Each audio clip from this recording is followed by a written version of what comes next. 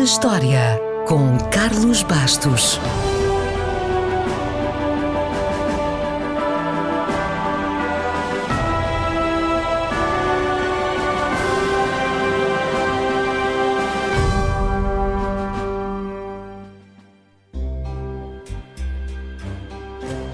Sherlock Holmes, pelo seu brilhantismo e capacidade de dedução, despertou a admiração e o interesse de milhões de leitores e despertou também o detetive que há em nós.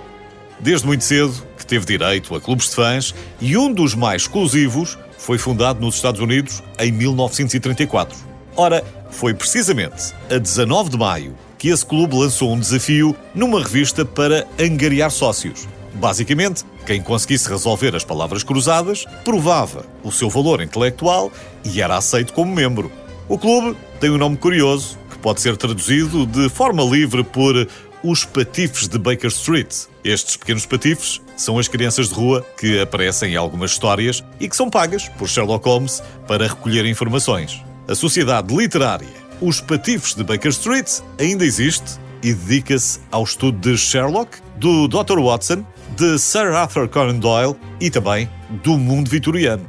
Curiosamente, Sherlock Holmes esteve para se chamar Sherrinford, mas Conan Doyle alterou para Sherlock, possivelmente por causa de um jogador de cricket. Escusado será dizer que Conan Doyle não só era fã de cricket, como era bom jogador.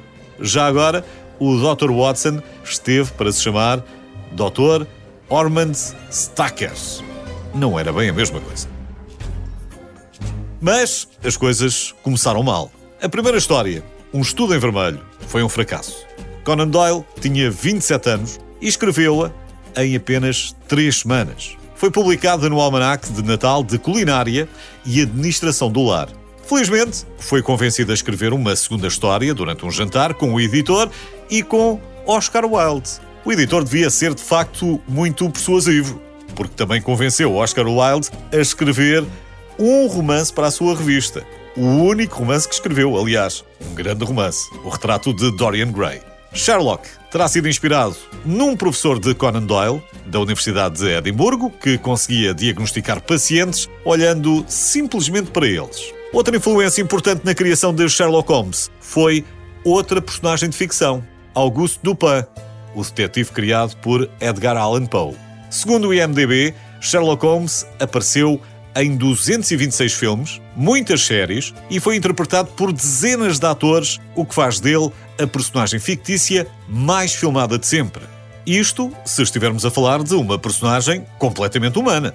Ou seja, se incluirmos não humanos ou humanos parciais, Drácula aparece em mais filmes. 239, para ser preciso. Ainda assim, Holmes ganha o prémio de ter aparecido primeiro, logo em 1900. Esta curta-metragem foi também o primeiro policial do cinema. E por causa dos filmes, foi criado o mito de que Holmes diz elementar, meu caro Watson. Na verdade, nas histórias originais, não diz. Diz elementar, sim senhor. Diz meu caro Watson em vários momentos, mas nunca diz as duas coisas juntas.